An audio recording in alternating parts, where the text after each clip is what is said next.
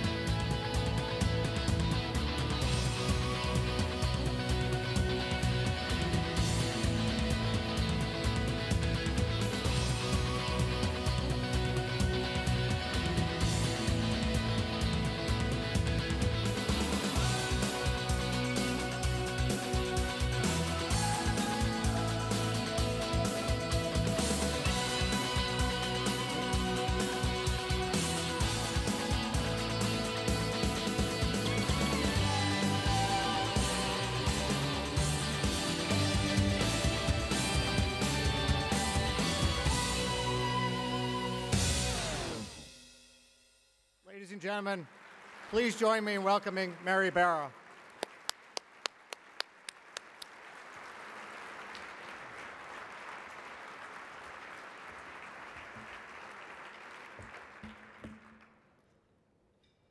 Well, thank you very much for that kind and generous introduction, and thank you all for the opportunity to speak with you tonight. An exciting new era of change is sweeping the global automotive industry. In fact, I personally believe the industry will change more in the next 5 years than it has in the last 50. I don't make this claim lightly. I believe we are on the verge of a revolution in personal transportation. And the impact on every company in the industry, every urban center, and hundreds of millions of consumers will be profound. There are roughly 30,000 parts in a typical automobile, and virtually all of them are being reconsidered and reimagined. Every assumption and every industry norm, they're being challenged.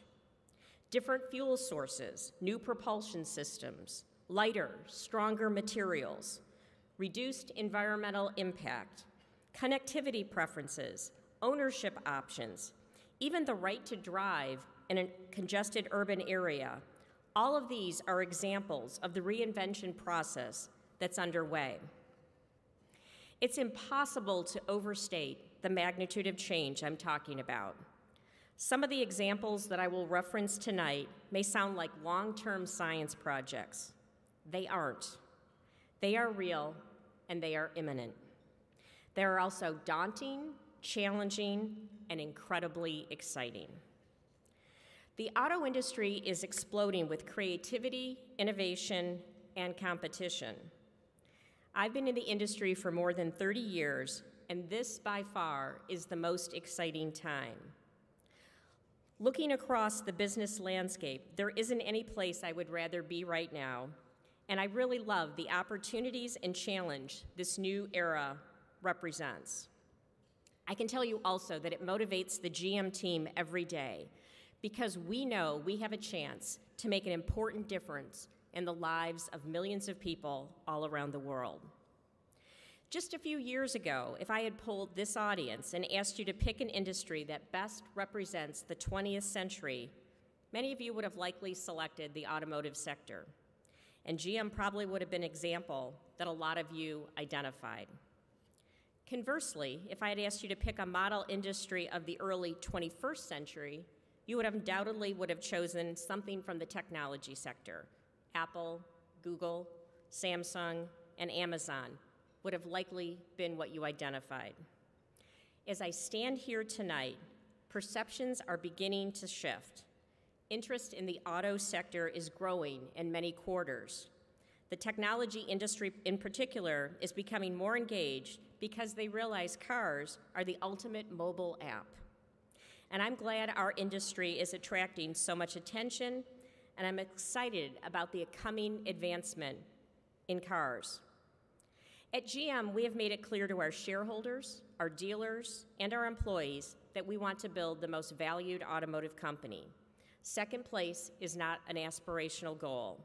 We want to win, and we want to lead. A key element of driving value and the basis for our future growth includes investment in technologies that provide direct benefits for the customer and solid returns for our shareholders. GM's investment in technologies of tomorrow is consistent with the announcements we made earlier this week, and announcing a comprehensive capital allocation strategy focused on solid business performance, rigorous capital discipline, and increased return to our shareholders. With our $9 billion investment per year in new products and technology, we are delivering on our plan for our customers, our shareholders, our partners, and our employees. We are making these investments because we believe strongly in the future of the industry and the future of GM. The fact is, this is a growth industry. Given the traffic we all deal with on a daily basis, that may seem hard to believe, but the vast majority of the world does not own a car. And demand for the automobile is exploding across Asia, Africa, and South America. The market will also continue to be strong here in the US. Our job at GM is to make sure we properly position to take advantage of the surging demand in personal transportation. So before I talk further about the technology revolution, I want to briefly highlight 3 critical strengths of the company. First, we have scale and we have resources. If you don't currently own a GM vehicle and haven't bought one in years, you may have an outdated image of the company. In 2015, we expect to sell nearly 10 million vehicles around the world. This will be the most in our 110-year history. That's more than 1,000 new vehicles sold every hour, 24 hours a day. To produce that volume, we have 170 manufacturing plants in 31 countries, and we purchase more than 400 million of goods and services each and every day. Second, with 216,000 employees, we have a tremendous base of talent. As an engineer, I'm biased, but I think the technology race will be led by STEM professionals. At GM, we have 37,000 engineers and other technical resources who are working every day to invent transportation solutions for tomorrow. My primary focus at GM is to build an environment where employees feel motivated and empowered to be creative.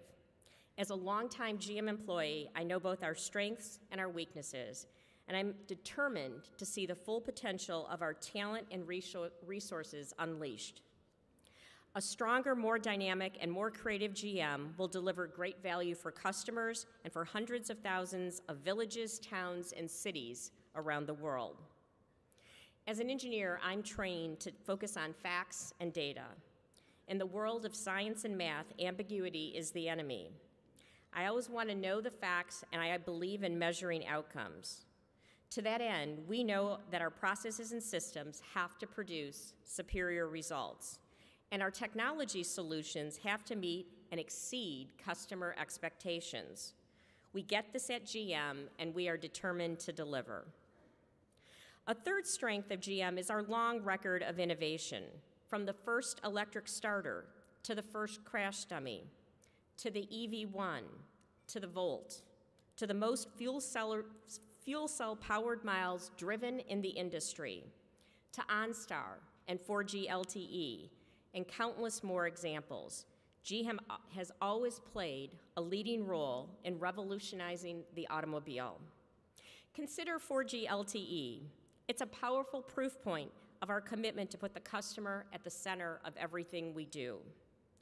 We are installing 4G LTE on 30 models, the broadest deployment in the industry. The service will include a built-in Wi-Fi hotspot capable of pairing up to 7 devices. Most significantly, it enhances the connection to OnStar, making it the best in-vehicle safety system available from any manufacturer. But the competition in this industry is fierce and getting stronger every day. In fact, this is one of the rare times in history where the industry, as virtually every company, is profitable. As you would expect, confidence is running high among our competitors. Success for GM or any company in the auto industry is far from certain, but I am certain that we have what we need to become the most valued automotive company in the world. The history of our industry shows that consumers will spend money with the companies that design, engineer, and manufacture vehicles that give them the best possible value, safety, and reliability. And at GM, our mission is to earn customers for life. We want to give them a great experience, not just the day they buy the car, but from the process when they start investigating, leading up to that purchase, and for as long as they own the vehicle. If we deliver this ultra-attentive customer service, along with the kind of technological breakthroughs we know are coming, we believe we will be recognized in the marketplace. Some of the transformative changes I'm talking about include electric-powered vehicles, autonomous vehicles, and enhanced connectivity. Think about your own driving experience. It wasn't that long ago that we all thought 30 miles per gallon was a great milestone. And for certain types of vehicles, it still is. But consider the Chevrolet Volt. We have sold approximately 75,000 Volts, and we know from vehicle data and the typical Volt owner goes about 900 miles between fill-ups at the gas station. Remarkable, yes, but is the norm for a Volt owner. We expect the next generation of the Volt to go more than 1,000 miles between fill-ups. At GM, we continue to believe strongly in the future of electric vehicles. In fact, in January, I revealed a concept car at Detroit called the Chevrolet Bolt. It's an all-electric family vehicle that will go 200 miles on a charge and cost roughly $30,000. We believe this will be a game changer. And last month at the Chicago Auto Show, we announced that in cooperation with our UAW partners, we will build the Chevrolet Bolt at our Orion Township plant in Michigan. But electric is only part of the answer. It's likely that numerous propulsion systems from any number of companies will continue to advance. Hybrids, fuel cells, diesels, to name a few. And the internal combustion engine is far from dead. Looking forward, there is a lot that we don't know, but what we do know is this. We will continue to increase fuel efficiency and reduce the environmental impact of vehicles beyond anything anyone imagined just a few years ago.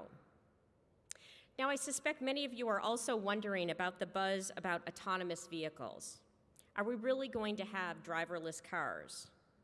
Some would say a lot of consumers already believe we're there. Just think about how many people you've seen texting and driving, or reading and driving, or applying makeup and driving, or eating meals while driving. This is not the recommended type of autonomous driving I'm talking about. The technology I envision that we and other companies are working on now will will be a lot more advanced and a lot safer.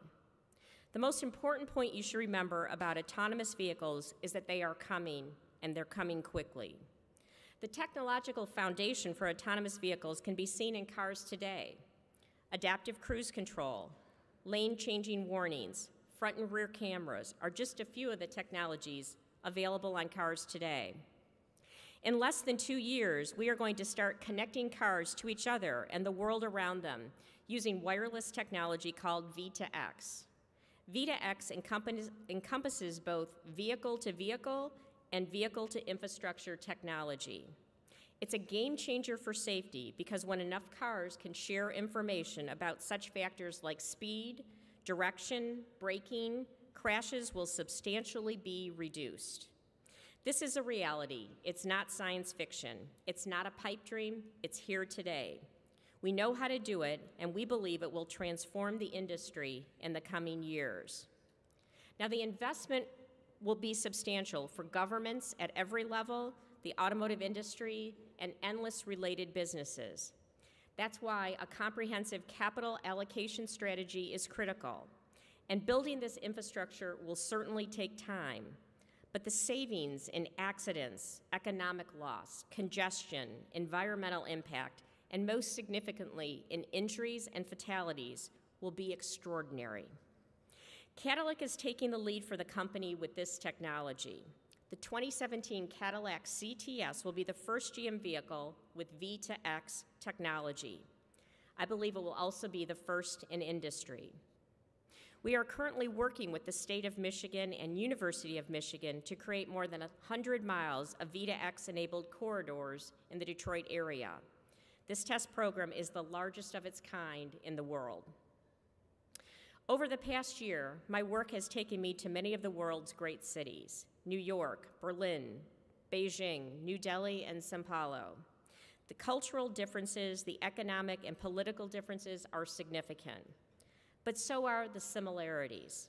All great cities, like Chicago, are striving to become more livable, to be more secure, to be more prosperous, to be more welcoming.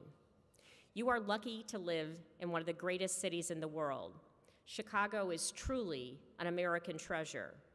But I know everybody in this room wants more for Chicago, for your children, and for the future generations. You want to build a better city. At GM, building better cities and a better world through improved transportation options is our core. Personal transportation means freedom. It means economic advancement, and it means connected families and communities. But think what we can do with a world of safer vehicles, vehicles that use less fuel, that have less environmental impact, that are programmed to prevent accidents and reduce congestion. The goal at GM is to be a clear leader in this era of transformational change. I believe in our team, and I believe in our technology, and I and the GM team are committed to results that will serve our customers around the globe, results that change how the automobile is used, and results that deliver to our owners. I know I speak for every GM employee when I say it's an honor to be in this business at this time.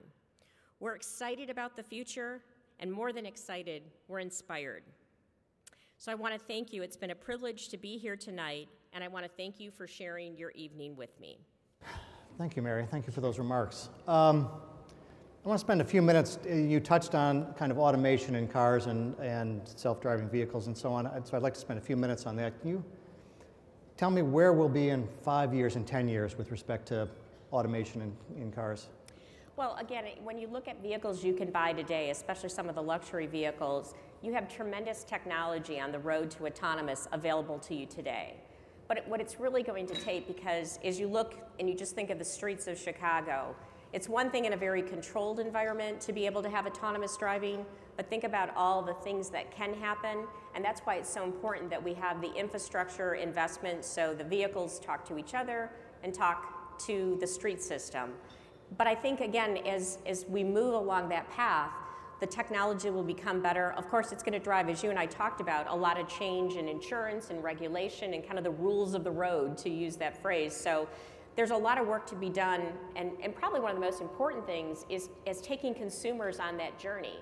Because I've had the opportunity to drive one of our vehicles that has a technology called Super Cruise, where on highways you can take your hands off the wheel, feet off the pedals, and it's an interesting feeling for those of us who have driven for a long time. Right, so I told you I've done that with my car, but I don't think I'm supposed to. Yeah, that was in that other category, yeah. So again, it's going to be a journey.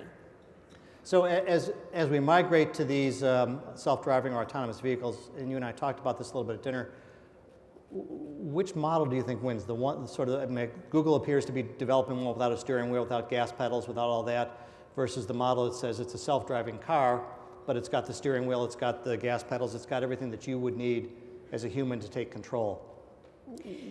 Again, I think, you know, based on maybe generationally, I'm always going to want that steering wheel, but I think we're going to listen to customers. But again, you know, as advanced as technology is, and artificial intelligence and predictive technologies, there always is that situation where the human is the most adaptable to read all the different interfaces. So it'll be interesting to see how that evolves over time. Again, as you and I talked about, you know, planes largely are self-piloted, but I don't think any of us would get into a plane without a pilot. So again, I think it's going to be, that's why it's so important for people to go on the journey with the technology to get comfortable about it and to set the stage. One of the interesting things, though, is if you truly have a vehicle that's not going to crash, you can change the design in a profound manner. When you think about how much of the structure of a vehicle is prevented to protect you in the case of, you know, frankly being hit from any part of the vehicle, that will really change the dynamics of the vehicle and I think offer a lot of value to customers. So how many years will it be before some, if not all, of the folks in this room will be driving one of those vehicles? I think it's, you know, my personal prediction is it's going to be a decade or so, because the other thing you have to think about is the existing car park. And so it will definitely be a journey, but I think people will have autonomous-like experiences sooner than that. But full autonomy, I believe, is a way out. Okay. And you touched on this a minute ago, but essentially, can the regulators in the U.S. keep up with the changes from a technology standpoint? Things are happening so fast. Well, I think it's definitely going to be a challenge, and we see that in other industries right now. I think interesting in the U.S., it's okay as long as there's not a law explicitly saying no, but in other companies like Europe, Germany, it's not okay unless it's explicitly said yes. I think, you know, those are challenges that are going to have to change, and then I think broader frameworks as opposed to specifics are going to have to be developed to keep up with technology. So following up on that, will the U.S. be the first place that these cars are introduced, or do you think it'll be in other countries? You know, I think that's an interesting question. There's several countries around the globe that are setting up pilots and areas. But personally, I think one of the countries that could move very quickly is China. And for those of you who've been to China recently and you spend any time in Beijing or Shanghai, the level of congestion, I think, will maybe drive adoption a little bit earlier. And also, you know, some of the different regulatory environments may facilitate it. So it'll be interesting. I think it'll be a race. One of the things you mentioned in your talk was a little bit about connected cars and the connected technology. And what are we going to see in the next couple of years, just connecting all the different media options and other kinds of things that we've got going in the cars? Will we be moving more to open platforms in there where whatever you have connects to everything else? Will there still continue to be essentially brand-specific pieces that, you know, that are not open platform, or how will that work? I think you're going to see multiple platforms, but I think you might see a little bit of narrowing, and you know, there might be a move to have people have maybe not the latest version, but you know, you may have to get rid of your flip phone.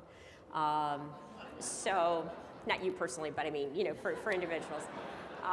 But I mean, so I think, have one. Okay then.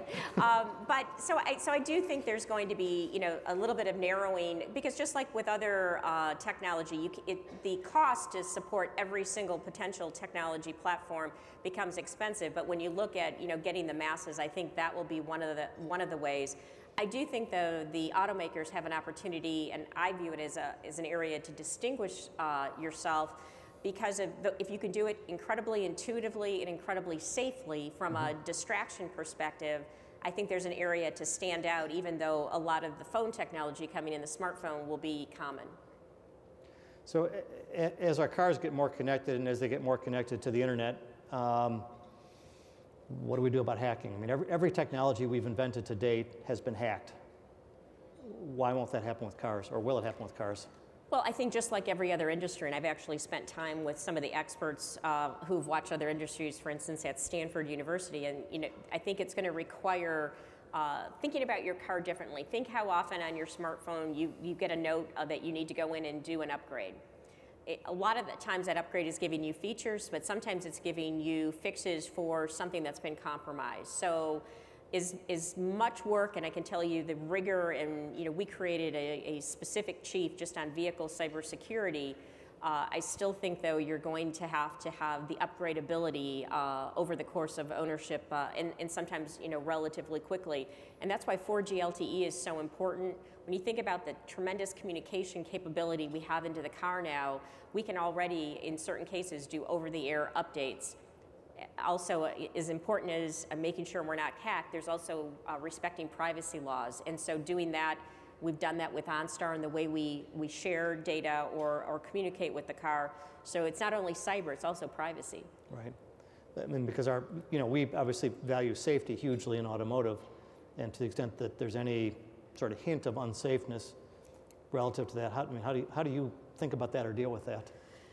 Again, I look at the technology you're putting in cars, and you have to be in front of it.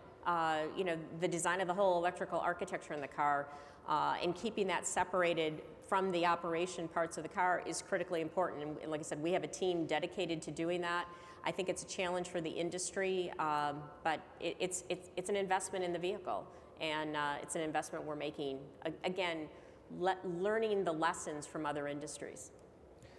To do the things you're doing with car automation, you need a lot of technology talent. Obviously, you've got a good engineering background, but can the car companies generally compete with the tech companies, with Apple, Google, and whatever the latest tech opportunity is for young engineers and young computer programmers? I think we can, because I think for any of you who hire that technical talent, they want to work on the next coolest thing. So as long as you're doing something that they find worthy, they're gonna be a part of it.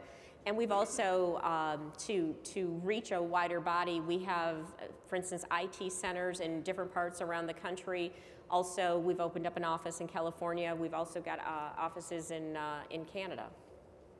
Do you see yourself over time partnering with any of the existing non-car technology companies to go further? Google, I think your chief technology officer referenced future potential partnerships with Google.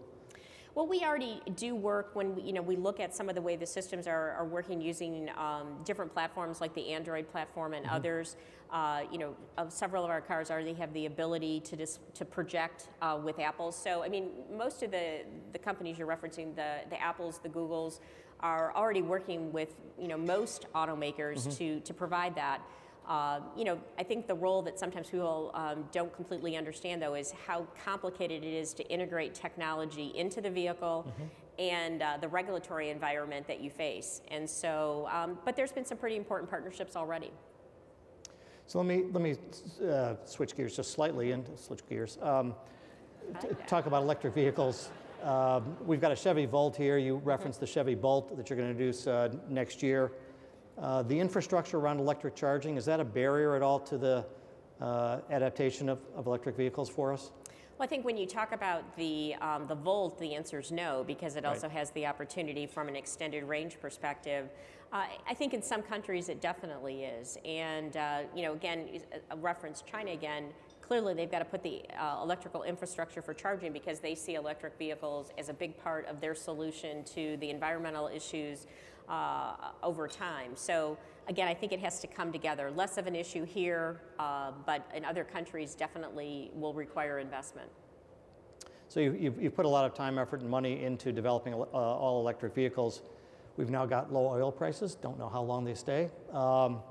If they stay low, will that have any implications for sort of the desired demand for electric vehicles? Again, just overall on electric, I think the customer is very rational. So the customer will look at their specific use case, and they'll make it a determination of if the electric vehicle makes economic sense for them.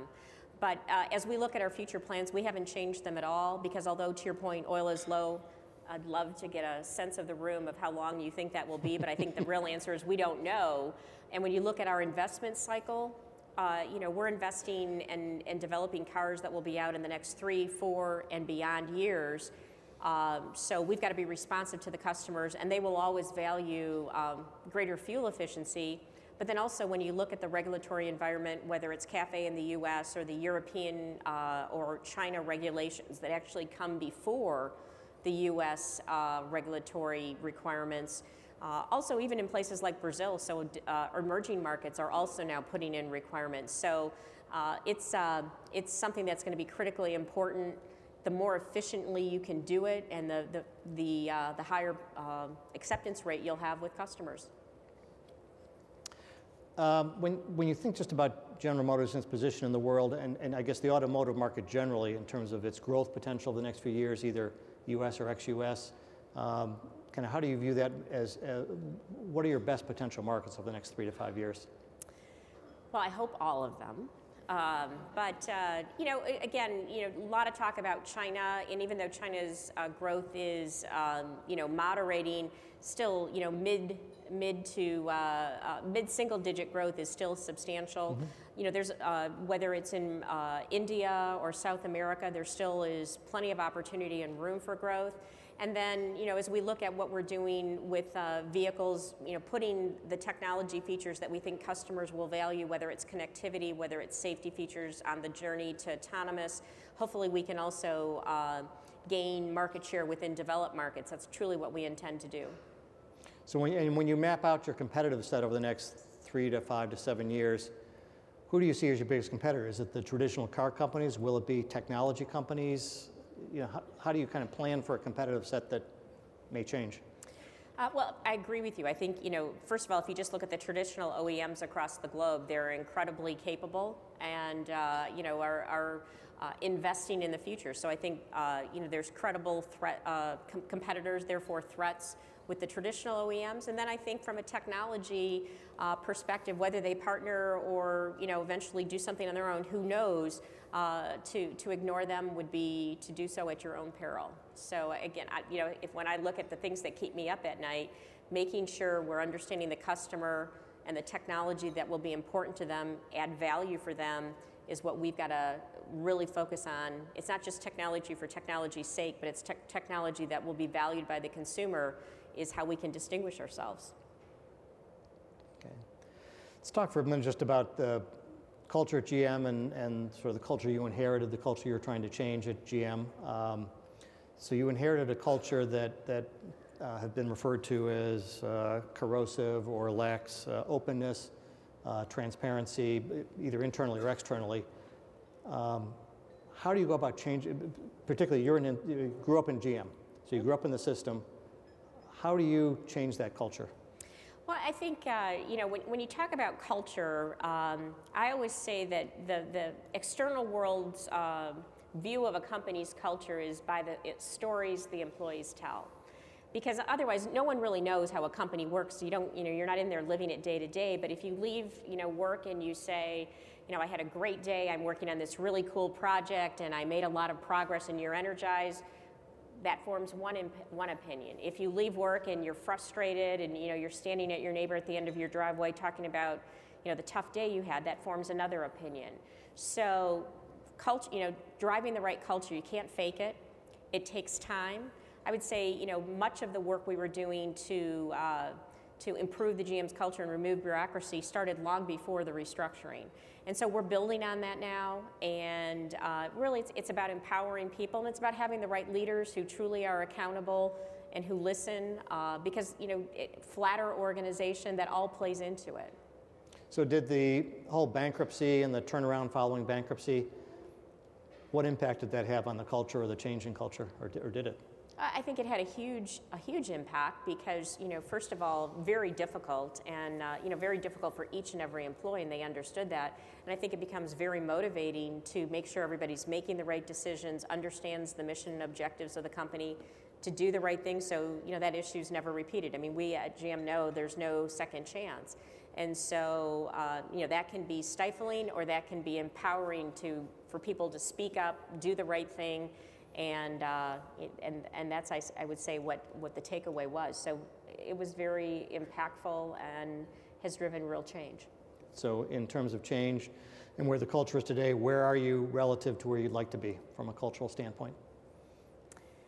You know, I think it's a journey, because you're always looking. I mean, I don't think you're ever done. I don't think any company, if they say, well, I've got the perfect culture, I think they don't understand their company. So I think it's a journey that we're on, but I would say we're on the positive side of it. So on a scale of 1 to 10, a 6 or a 7, but I don't think, you know, we're ever going to be more than an 8, 8.5. Okay. So getting to where you've been in your career, I assume you had many mentors throughout your career. Who had the most impact on you, and what did you learn from them? So there are so many that there's not one who. I mean, I have had, you know, again, 2 or 3 who. Another myth about General Motors is, so I've been at General Motors for 35 years. I have had experiences to work across many different functions, whether it's communications, HR, manufacturing, engineering, you know, supervising purchasing. And through that, you know, from the 7th level supervisor I first worked with when I started just graduating from GMI to, you know, many of the leaders I worked with along the way, I learned a great deal. And you know, what's surprising is how many, especially being a woman in this industry that a lot of folks think is a male-dominated industry, at General Motors we have women across all functions in huge roles.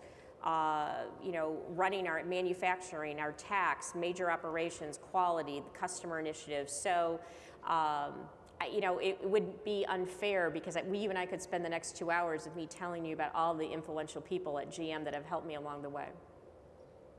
Okay, well, then we'll ask maybe another way. We've got a lot of mentors or potential mentors in this room who are executives. What recommendations do you have for them as they think about developing their next generation of leaders? So one of the things when I'm asked for advice, I always say, first of all, do what you love, because in this world of working 24/7, where, you know, work is always there, if you're doing what you love, it's not work. I mean, yes, it's work, but it's something you enjoy and you're motivated by. So first, do something you're passionate about. The second thing I try to give young people in their career is take chances. I mean, early on in my career, I was an electrical engineer, and somebody said, we'd like you to supervise in the plant. And I was first like, no, I don't think so.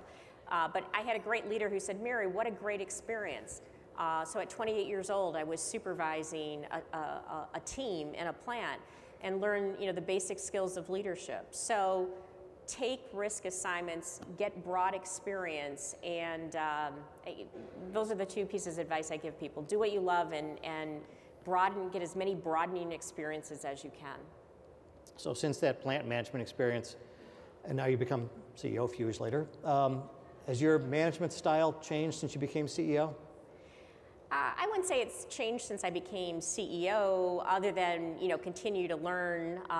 You know, I've always tried to have a very collaborative team, because I believe, especially in an industry as complex as the auto industry, if you have 10 people in the room and they have different experiences, if you can have a robust debate and challenge each other, you're going to make better decisions. So I've always, you know, really worked hard for the engagement piece of it. But then there's also times you gotta make the call, and you do. You know, so as you've gotten into positions where you've had to make calls on leaders and promote, hire, fire, do all that, what do you look for in leaders within your own organization? What are the characteristics of the various functional heads or department heads that you look for? Well, first, you know, very important to me, it's probably one of my boundaries. The person has to, you know, you have to have trust, you have to have, you know, of the highest integrity. And, you know, then I would say, you know, that's just kind of a core of a fundamental for me. But then, again, with as complex as our business is, you need to make sure the individuals have the right technical or background and skill for the different areas. But then, are they good developers of people? Are they continual learners? Are they going to empower their team? You know, those are the types of things, because our industry is moving so fast. You have to, you know, enable your team, not control it. So one of the recent management challenges you had was just with activist shareholders. Harry Wilson was pushing for a buyback. pushing for a policy on capital allocation. You've announced a buyback recently, announced a policy on capital commitment. So in a sense, you reacted differently than a whole lot of other CEOs have to activists. Two questions, I guess. Why did you do that? And what advice do you have for other CEOs in dealing with activist shareholders? Well, I think kind of 2 points. One, as we, as this issue arose and we were able to talk to those involved in the group and share with what our plan was, we found we had great alignment. And so, lesson learned is maybe a little faster in communicating where we were headed. I think in today's world, if you're ready today, don't wait until next week, is kind of one of my lessons learned, which I think applies to many areas. So I think for us, it was mainly let's make sure we're being timely and communicating, because again, we had great alignment, which I think allowed us to operate so quickly. I think others facing that situation, may not have that same opportunity. Again, that we had to be able to solve the issue pretty quickly. If you look kind of, when we touched on next generation, if you look at the next generation of car buyers, they're millennials today. Millennials don't seem to share the same enthusiasm, the same passion, the same excitement for driving and for cars that the older generations did. Is that the case? And if so, how do you reach them? Does that change at all? How do you deal with all those changing dynamics? Well, I have two millennials, a 10th and a 12th grader, and they couldn't wait to get a car. Now, maybe it's an industry focus in our family, but, my daughter, the day she turned 16, was like, where's my car? What am I going to drive? Take me to get my driver's license. So, anecdotally, I haven't seen that. But, I mean, when you look at it, and we've done a lot of research on millennials, and when I was getting, to the age that I could drive, and it still does, but it meant freedom and it meant a way to connect with our friends. And if you think about millennials right now with their smartphone, they're connecting in a pretty, frequent way through their smartphone with texting, et cetera. So I think it delays the look. In fact, there's an interesting study that says almost everything's happening 7 years later. From when you move out to when you start a family to when you buy a vehicle, not necessarily in that order. And I think it's pretty interesting if you think through it. For those of you who still have children at home or still on the payroll, but so I think that's one thing. I think there's a bit of a delay, but I also think really understanding what millennials, because they have grown up differently than we have. They've grown up, very connected to information, how they make decisions. So it's really understanding, for instance, we actually work with the consulting group with MTV, because if you think about MTV's target market, it's the next generation of your car buyers. And one of the things it's caused us to really even rethink the way that we have the dealers interact with customers, because I remember one time we got feedback from some of the groups we were talking about, and they said, the dealer was promising that they would respond within 24 hours to an email. And the millennial was like, I expect a response in 24 seconds.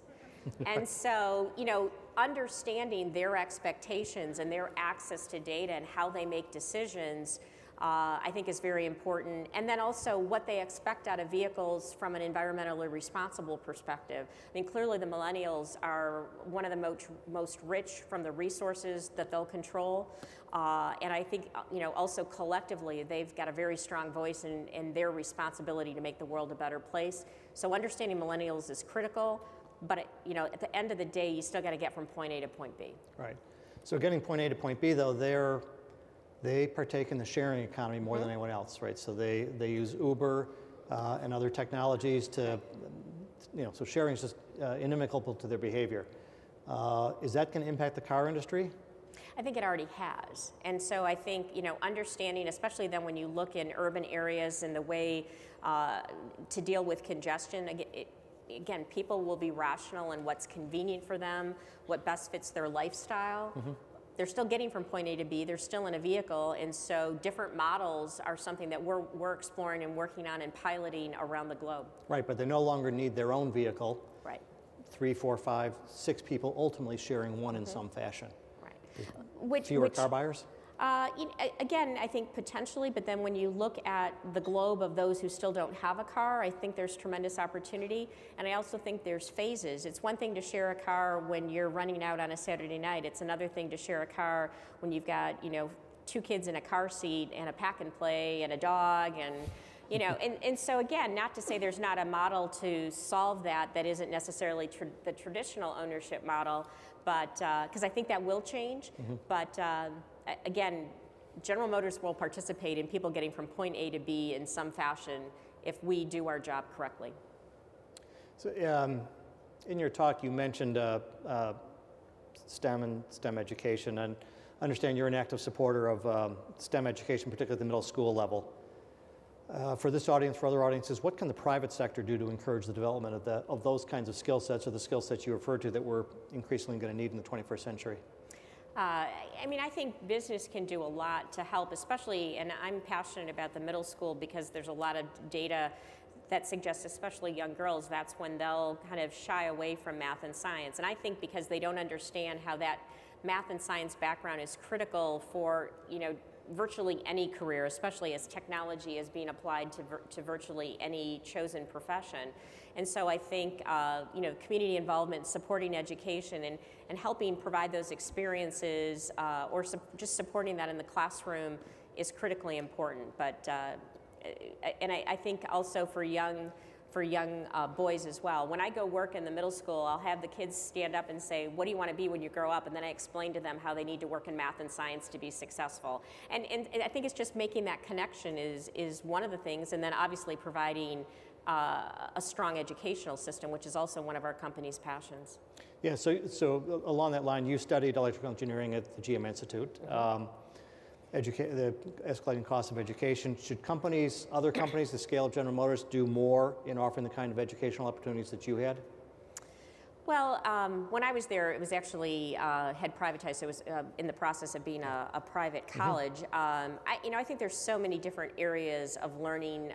To me, one of the most beneficial parts of going to GMI, now Kettering, was the co-op experience. So I think a very important part is for businesses to engage even at the high school level to help make the connection of business. I think it just causes more focus through the whole educational process, clearly with the internships, and also being very active of what the skills are that are going to be necessary in tomorrow's company. I mean, one of the things we've worked with the University of Michigan to put a battery engineering program together, because there's a shortage of those types of resources. So I think there's just a multitude of ways that business and the community and the education systems can partner. Okay. So I assume you get to drive a lot of General Motors cars. Which ones do you like to drive best? Well, when I ran product development, I felt like every one, we had a special place in my heart for the role they played in the portfolio. But long-term, my favorite vehicles are Camaros. It was my aspirational car when I got my first vehicle, which was a Chevette, because I couldn't afford a Camaro. But have had the opportunity. My husband and I have owned several of the different generations, so that's probably one of my all-time favorite vehicles. I would say one of the cars that I enjoy driving the most now is the Cadillac CTS. It's just a phenomenal vehicle. For those of you who haven't been in a GM car recently, if you do one thing, just test drive one. Just an incredible vehicle. And then I've always been a big fan of the Escalade, and I have a hockey goalie son, so I need the storage. You need the space. So we talked about technology in cars. One final question. In our lifetime, will we ever drive flying cars a la Jetsons? That was one of my favorite cartoons growing up. So are you pushing that? I have to say that's probably not where I'm putting a lot of R&D dollars. But I think really autonomous. To me, when you think about George Jetson, Jane, his wife, I really think autonomous is the step first there, and I think that's a challenging, but as I mentioned, something that we should all understand and move forward to, because the safety that surrounds it is so important. Okay. Mary, thank you very much. We appreciate you being here, taking the time.